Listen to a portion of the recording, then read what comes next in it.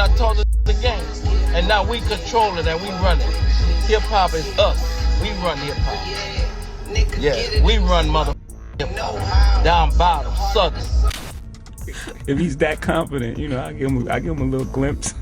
It's crazy. I give him a little glimpse. Check that out, man. Cut it out. Think about this for a second. Lil Wayne headlined Super Bowl in New Orleans. How badly do you want to hear those words? Just as bad as I wanted to see my name at the top of that list when I was that whatever age it was, and I would bust into the office and get that Billboard magazine. Drake does not want Kendrick to perform Not Like Us at the Super Bowl. That is the play here.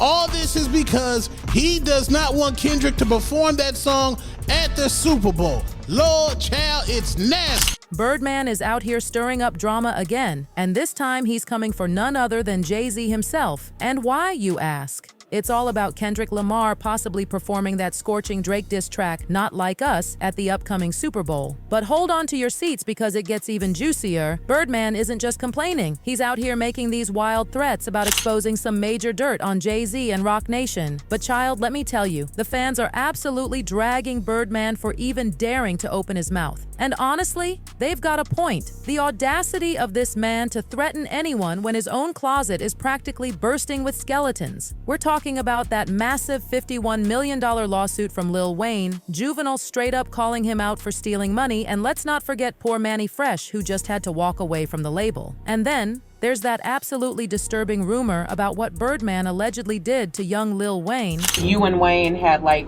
a kiss thing going on. Facts. So your thing is like, was that like some mafia shit? Wait, first of all, my own born son, Yes. I wouldn't kiss him. Right. I know you got a child, you probably kiss him. You probably got a son and you kiss him. Yeah. You heard me? I always looked at Wayne as my son, and I always looked at it like, because I was in the streets, and I thought this might be the last time they ever see me.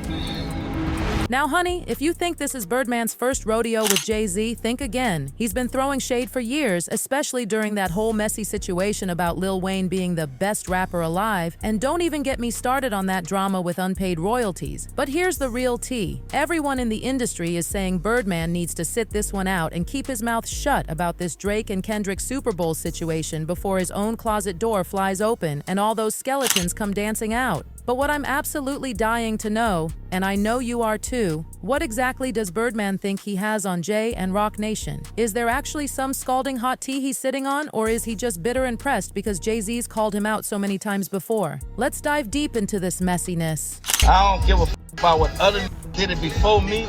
They didn't plant the seed of the hustle. We Southern, we created this.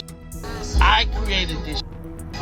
I'm the that made these rich. Child, let me spill all the historic tea about this iconic rivalry between Jay-Z, Lil Wayne, and Birdman, because this drama has been brewing for years. We're talking about one of the most intense power struggles in hip-hop history, and the way it's played out, legendary. Picture this, Jay-Z walking around like he owns everything, calling himself the king and literally god of the game. Then in walks young Lil Wayne, this incredible talent who used to look up to Jay but decided it was his time to snatch that crown. And let me tell you something, Wayne wasn't playing any games. Back in 2004, he had the nerve to hop on Jay's beats for his mixtape, The Prefix, basically announcing to the whole world that he was coming for the throne. Then 2005 hits, and Wayne drops this track called Best Rapper Alive right after his absolutely iconic The Carter II. The audacity of it all. But things got really interesting. And by interesting, I mean messy, in 2006 when Jay-Z put Wayne on that Destiny's Child track, Soldier. Now, on the surface, this looked like Jay extending an olive branch, right? Wrong. Behind the scenes, Jay was actually trying to sign Wayne to Def Jam. The drama. But Wayne, bless his loyal heart, wasn't about to abandon Birdman or Cash Money. Instead, he doubled down and started building his Young Money empire. By 2006, the tension between Jay and Wayne was so thick you could cut it with a knife. When Jay dropped Kingdom Come, everyone and their mama was analyzing whether he was taking shots at Wayne, especially on that track Trouble, where he kept emphasizing the word Lil, the shade of it all, and Wayne Wayne? Oh, honey, he clapped back with the force of 1,000 suns. In this absolutely iconic, complex interview, he basically told Jay that if he thought he was coming back to reclaim his crown, he'd have to go through him first. The nerve when he straight up declared, "I'm better than you."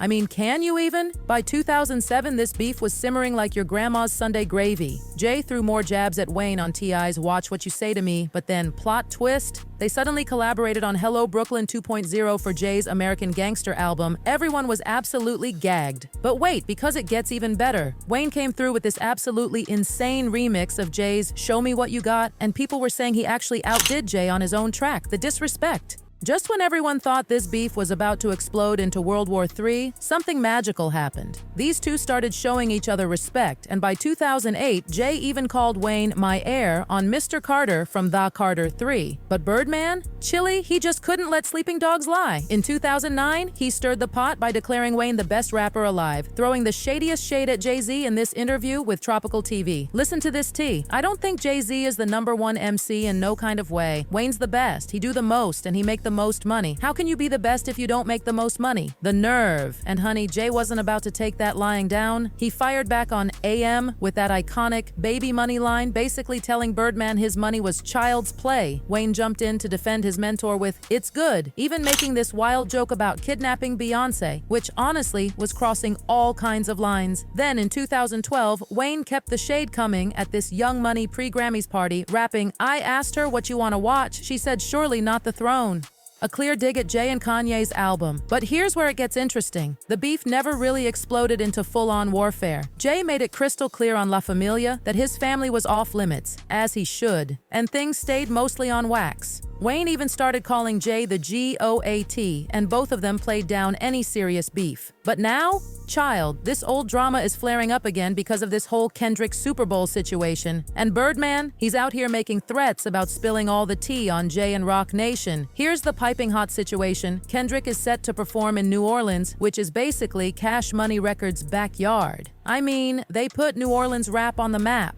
And naturally, people started asking why Wayne got snubbed. Then Nicki Minaj jumped in, and honey, she did not hold back. She went off on Jay-Z on X, saying, "Got everything in the world, Jay-Z is still spiteful and evil, go be effing happy." But that wasn't enough. She kept going, calling Jay out for denying a young black man, and bringing up how Eminem stood firm on having 50 Cent come out a white man is sad. Then Birdman swooped in to back Nicki up, posting on X, "Shaking my effing head, those P-word Nicki Drake, Lil Wayne, YMCMB, I'ma make these ninjas respect us Haish for real." But here's what everyone's wondering. What exactly does Birdman have up his sleeve? Is he really sitting on some explosive dirt about Jay-Z and Roc Nation? Or is he just bluffing? Now, industry insiders have been whispering for years about Roc Nation's alleged shady moves behind the scenes, and sources close to Birdman claim he's got the receipts. But let's be real for a hot minute. Fans are saying Birdman might want to sit this one out considering his own messy history. And speaking of messy, let me tell you about one of the most shocking moments in hip-hop history. Remember that video where Birdman kissed Wayne on the lips during that Rap City interview? Birdman tried to play it off as some father-son thing, but chilly, people weren't buying it, especially after he said Wayne was the only person he kisses on the lip. Yo, baby, they want to see the grill. They gotta show. They want to see the. I ain't tripping. I put all this in my mouth for a reason. I got 100 plus. I got 15 carats. You understand? You won't see them. They big and they swole. So when you kiss, I gotta ask, ladies. I got y'all up here. So when you kiss a girl, right? Hey, I'm the only person he kissed. I got y'all up here. So when you kiss a girl, right? Hey, I'm the only person he kissed. That's how I roll. That's nobody else, man. We roll like that. Now. Ain't no freak. We just roll like that. That's my son. I raised him, you heard? I'm gonna leave that one alone. Manny, what's up? When this clip resurfaced, the internet absolutely lost it. Some people tried to explain it away as a cultural thing, but others were suggesting something way more sinister. And it gets worse. people started talking about how Birdman might have been manipulating Wayne since he was just a baby in the game. I mean, Wayne joined Cash Money at 11 years old and signed a contract before he even knew what puberty was. Lil Baby wasn't, he's a millionaire from the streets. And in New Orleans, you know, that name way before there was rap, before there was a Cash Money Records, that name held weight. You know, my mama went to school with him. My mama was so scared for me to even be involved with him. Wow. You know what I mean? All she would say was like, boy, that boy was 14 with $1 million. And she was scared. As time went on, the tea just got hotter and hotter because Wayne started opening up about feeling trapped under Birdman's control. That $51 million lawsuit in 2015 over unpaid royalties, Wayne literally called it a slave contract. The drama of it all.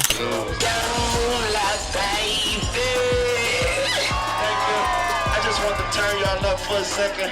You already know what it is. Tree Weezy album coming soon. Carter 5 coming soon. Cash Money.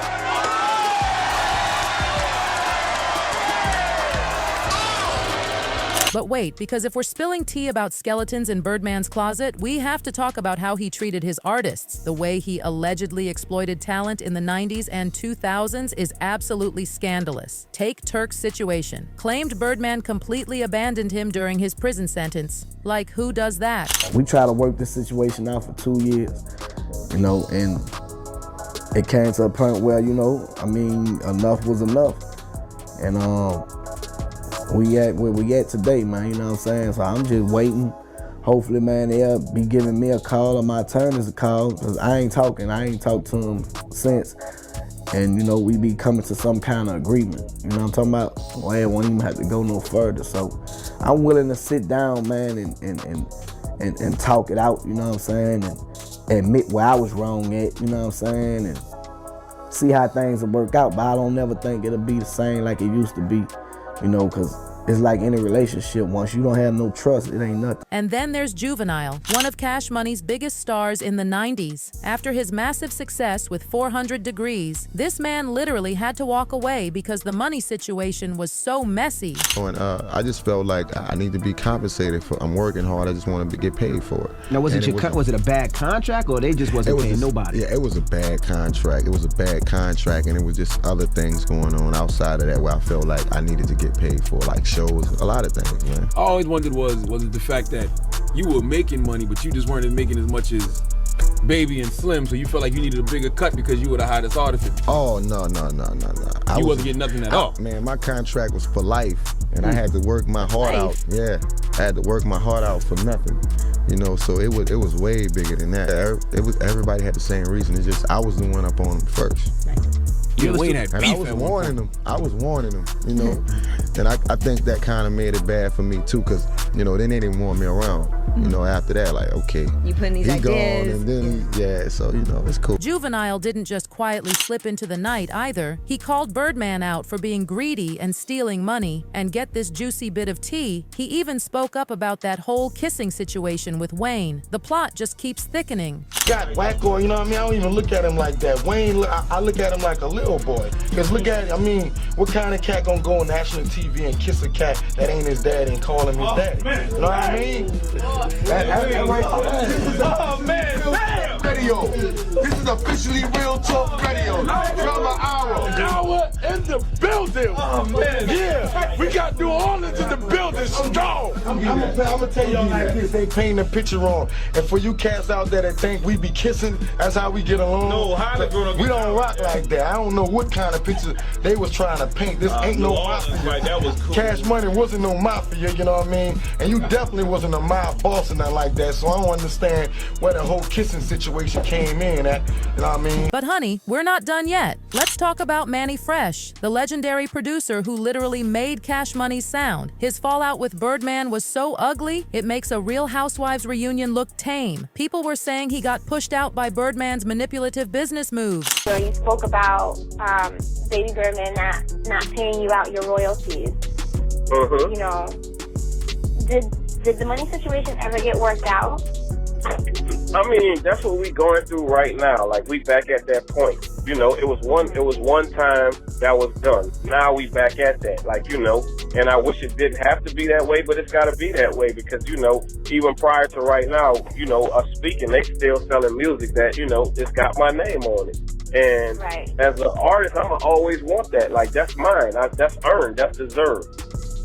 You worked hard for it. Exactly. So, you know, it's kind of crazy that we always got to go back and forth through this whole little, you know, me asking y'all to do something that y'all should want to do. There's been quite a few lawsuits coming out against Cash Money and not paying their bills. Like, it can't be that they don't have it. So why do you think that they just don't take care of things on the business end as well as they do? I think it's a mentality, you know, like that's the crazy thing. Like, you know, not bad mounting them, but it's crazy. Like, as an artist, you got to think that you could be Mannie Fresh 5 years. Everything that's on there right now, that could be you 5 years from now trying to get your check. Everything is good right now if you immediate, you know, and you family, you know, so money is being paid. But what about when all of that slow down and it's like, hey, dude, well, what about this? Like, you know what I'm saying? Right. So if after everything gets worked out the way it's supposed to, do you think there will be any way to mend fences? I don't think so. I'm going to be honest with you. You know, I didn't feel that way at one time, but I feel like it won't never be that. Like, you know. Because I think it's a level of respect. Like, I mean, come on, like, you know, it's not me toot my own horn or whatever, but I'm like, you wouldn't exist if I wouldn't have did what I did. And Chili, don't even get me started on the legal drama. It's endless. We're talking lawsuits left and right, tax evasion allegations that would make Al Capone blush, and that embarrassing foreclosure on his $4.5 million Miami mansion, and the rumors about his street connections and New Orleans underworld ties, the whispers about money laundering. It's giving mob movie realness. Manny Fresh sounded like he really just, hey man, listen, I just want to be left alone and whatever. I don't remember the details of this exactly, but there was a back and forth, and Birdman said something to the effect of, "Don't make me show you what these tattoo tears about." How old was Birdman when he got those tattoo tears? I don't know. I know I got mine in '92. Oh, you have a tattoo tear? Yeah, I got two on one side, one other. I try to get it off because every time I go to when I used to go to jail for murder, the DA's like, "Yeah, he has tear drive. He's a menace to society. Don't let him out." Blah, blah, blah. So it's like back then you had this little laser thing. You go through different stuff. Yeah. I heard it's different now, but I know I got mine in '92, so I don't know when when he got his. Do you always remember him having tattoo tears? No. No, they came later then. I mean, tattoo tears mean different things for different people. No, my cities mean bodies. Bodies? Yes. Okay. Anybody getting tattooed tear drives in my city, they got bodies. So here's the real scalding hot tea, and you might want to sip this slowly. From his questionable relationship with Wayne to all these shady business practices at Cash Money, Birdman's got enough skeletons to fill a graveyard. And now he wants to come for Jay-Z just because Kendrick got the Super Bowl gig. Honey, he might want to think twice about starting this war because once those closet doors open, there's no telling what might fall out. But what do you think about all this messy drama? Is Birdman playing with fire trying to expose Jay-Z when his own reputation is this messy? And what's really going on with Drake and Birdman throwing all these fits over Kendrick's Super Bowl show? Could Drake's UMG lawsuit actually stop Kendrick from performing Not Like Us? Drop your thoughts in the comments below because this tea is too hot to sip alone. And don't forget to catch our next video because you know there's always more drama brewing in the hip-hop world. And that's the scorching hot tea for today, my loves. Make sure you hit that subscribe button because you know we'll be following this story as it develops. Something tells me this drama is far from over and you won't want to miss a single drop of tea that spills. Until next time, stay messy and keep it real. Messy and keep it real.